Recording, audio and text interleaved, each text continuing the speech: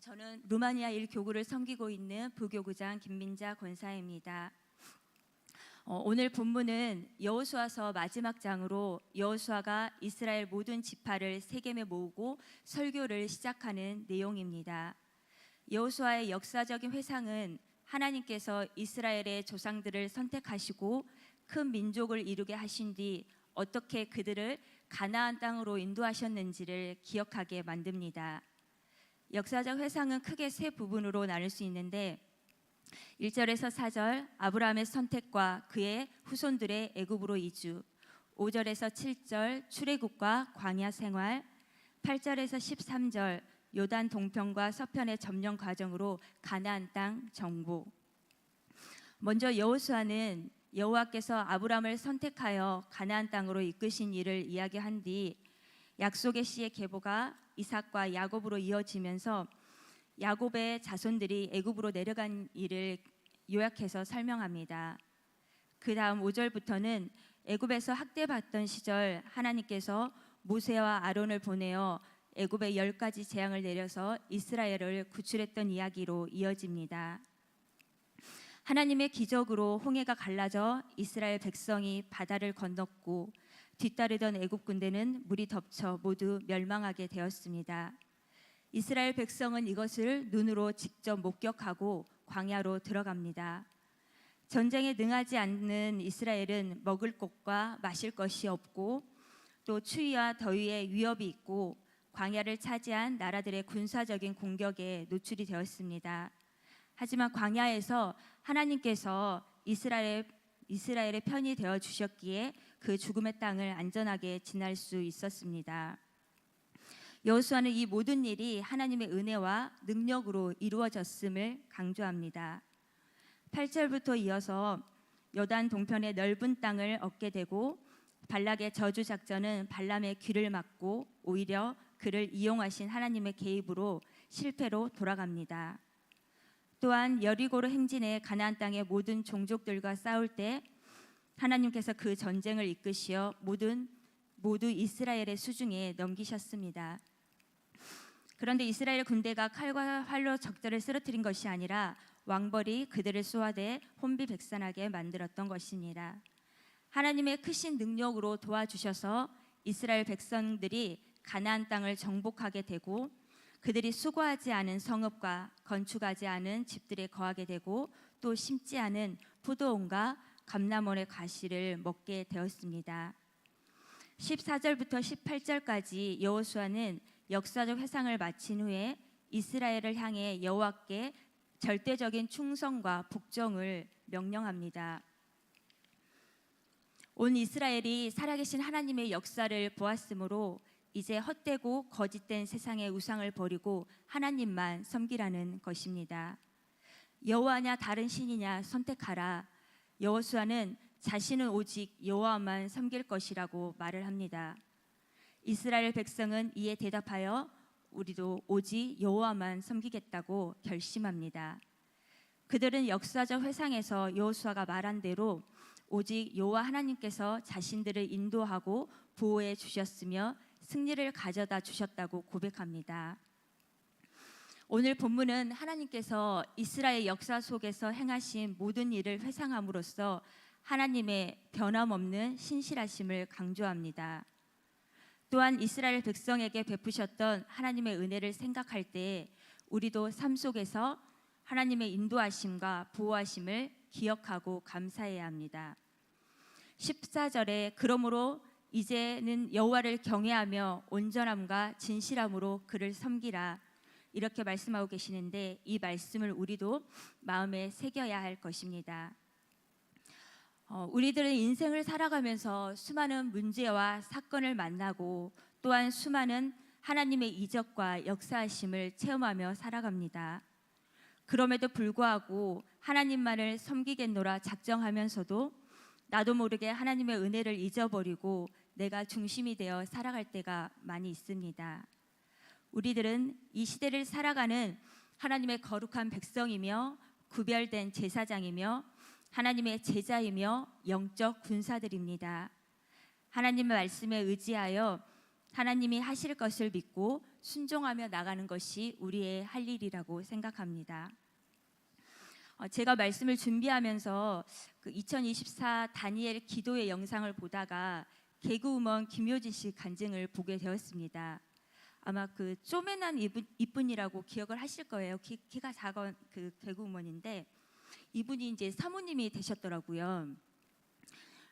원래 꿈이 개그우먼은 아니었고 인기 연예인이 되고 싶은 막연한 마음이 있었는데 우연히 개그우먼이 되었고 데뷔하자마자 인기를 얻고 승승장구하게 되었다고 합니다.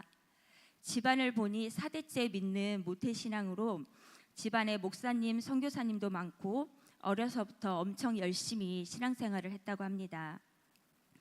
교회의 모든 행사마다 열심히 참여를 했고 무대만 서면 그렇게 사람들을 웃겼다고도 합니다.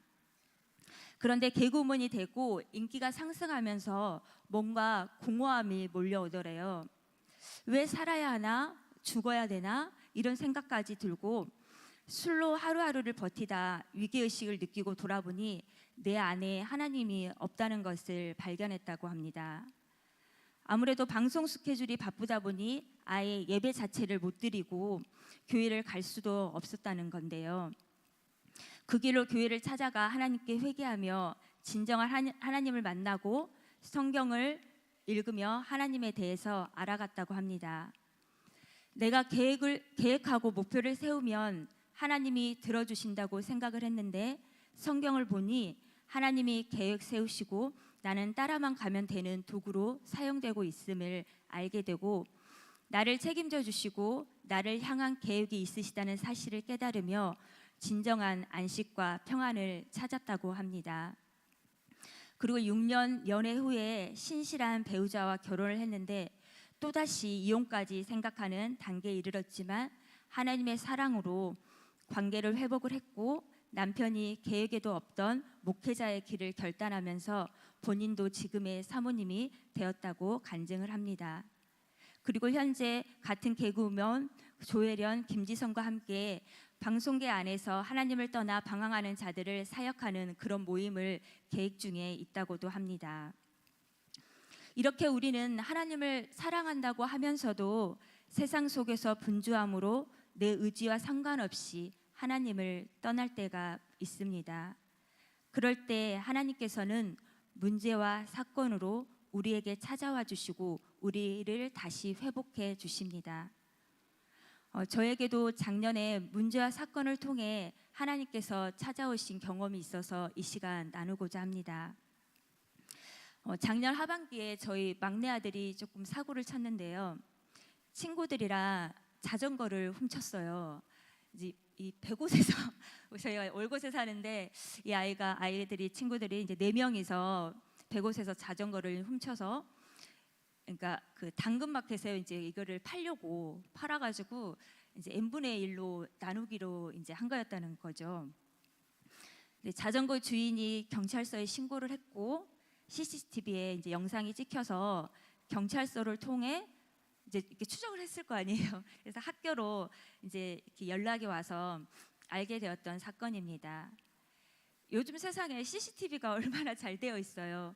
그런데 거기까지 생각을 하지 못했고 이제 아들 말로는 본인은 주동자도 아니었고 훔친 과정에서 이렇게 무섭더래요. 무서워서 하지 말자고 이렇게 말렸다고도 하지만 흑암이 역사하니까 눈을 가리고 귀를 가리고 판단을 가려서 오롯이 그 자전거가 팔리면 받을 돈에만 집중을 해서 같이 범행을 저질렀던 것이지요. 근데 이제 이 사건을 제가 금요일 날 전에 듣고 그날 이제 금요일에 왔는데 목사님께서 강단에서 하시는 말씀이 자녀 중에 자전거 훔친 사건으로 처음으로 경찰서를 가봤었다는 과거 이야기를 하시는 거예요.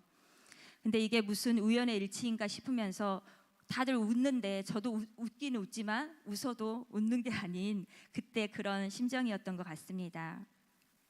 한편으론 자전거 훔치고 노트북 훔쳤던 그분들이 이렇게 훌륭한 목사님들이 되었으니 하나님 우리 아들도 이 체험으로 변화되게 하시고 증인되게 하소서 이런 기도를 드렸던 것 같습니다. 제가 아이 셋을 키우면서 처음으로 학교에 불려가서 위원회를 통해 징계를 받고 경찰서에 가서 진술서도 작성하게 되었습니다. 근데 이게 혼자 훔친 거면 이제 단순 절도로 경찰서에서 그냥 이렇게 피해자하고 합의를 하면 되는데 여러 명이 했잖아요. 그래서 특수 절도래요. 그래서 이게 검찰로 송치가 된다는 것입니다. 검찰이라는 말에 이게 단순한 일이 아니며 또 이제 인터넷을 검색해 보니까 요즘 청소년의 자전거 절도, 뭐 오토바이 절도, 편의점 절도가 너무 빈번하게 일어나고 있어서 법이 강화가 되었고 최후 심판을 통해 소년원에 갈 수도 있다는 등 온갖 무서운 말들이 적혀 있었습니다. 저에게 법적 절차에 대한 지식이 없어서 마냥 기다리는 것밖에 할 수 없는 그 상황이 굉장히 힘들었던 것 같습니다. 하나님 앞에 나가서 엎드리는 것 말고는 아무것도 할 수가 없었습니다. 그때 마침 강단에서 좋은 나무, 좋은 열매, 좋은 땅에 대해서 말씀하셨는데 열매가 자녀이고 나무가 부모잖아요. 근데 좋은 열매가 맺힌 게 아니니 좋은 나무가 아닌 것이고 좋은 나무가 아닌 것은 좋은 땅이 아니라는 건데 그럼 무엇이 문제인지 좋은 땅의 조건들을 다시 묵상하면서 하나님 앞에 나아가 기도하기 시작했습니다. 이 문제 사건을 통한 하나님의 계획이 무엇인지 제가 무엇을 어떻게 하기를 원하시는지 계속 찾으며 기도했습니다. 그런데 하나님께서는 저의 영적 생활을 점검하라고 말씀하셨습니다. 좋은 땅의 기본이며 신앙생활의 기본인 예배와 기도 생활을 돌아보게 되었는데요. 날마다 바쁘다는 이유로 육신의 피곤함과 체력의 연약함을 핑계 삼아 나태해지고 영적 생활을 소홀히 하고 있던 제게 하나님께서 아들의 문제를 통해 찾아오셨던 것을 깨닫게 됩니다. 그날부터 21일 작정 헌금을 하며 새벽 예배를 회복했고 온 가족이 함께하는 가정 예배를 회복하게 되었습니다. 그러면서 하나님께서 주신 예레미야 33장 1절에서 3절 말씀을 가족들에게 선포했습니다. 이를 행하시는 여호와, 그것을 만들며 성취하시는 여호와, 하나님께서 이 일을 행하시고 또 만들며 성취하시고 있대. 너는 내게 부르짖으라. 내가 내게 응답하겠고 내가 알지 못하는 크고 은밀한 일을 내게 보이리라.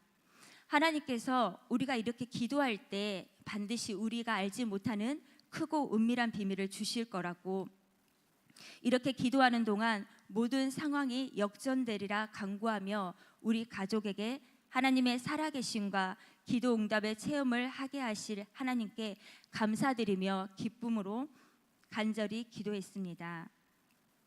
감사하게도 하나님의 은혜로 중간 절차들을 건너뛰고 간단한 예방 교육을 받는 걸로 처벌은 끝이 났습니다. 이번에 절도 사건이 걸리게 하신 것도 감사, 만약에 걸리지 않았다면 어떤 더 큰 사건이 일어났을지도 모르니까요.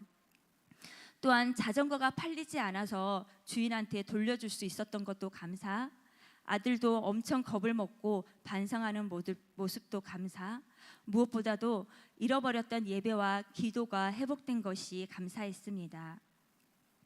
어느 날인가 몸도 마음도 힘들어서 소파에 앉아있는 저에게 남편은 누가 제일 문제냐고 물어보는데 제가 전부 다 이렇게 말을 했어요. 그때 남편은 막 웃더니 맞네, 남편도 문제, 딸도 문제, 아들도 문제, 다 문제네 이러는 거예요. 근데 나중에 보니 제가 다 문제였다는 사실을 고백하게 되었습니다. 하나님, 제가 문제네요. 제가 죄인이었네요. 제가 가정의 파수꾼인데 파수꾼이 제 역할을 제대로 하고 있지 않으니 흑암이 슬금슬금 들어와서 일을 하고 있더라는 것이지요. 아들 문제가 해결되었지만 저에겐 또 하나의 기도 제목이 있습니다. 저희 남편이 큰나무 교회를 안 나온 지 1년 7개월쯤 지금 되어 가는데요. 처음에는 어리석게도 남편의 문제가 저와 상관이 없다고 생각했습니다. 저의 잘못으로 나간 게 아니라 혼자만의 교만함으로 오해하고 판단하고 정죄했던 거라 제가 무엇을 어떻게 할 수 없다고만 생각했습니다. 그런데 남편과 제가 어떻게 각각이겠습니까? 남편 또한 저의 열매인데요.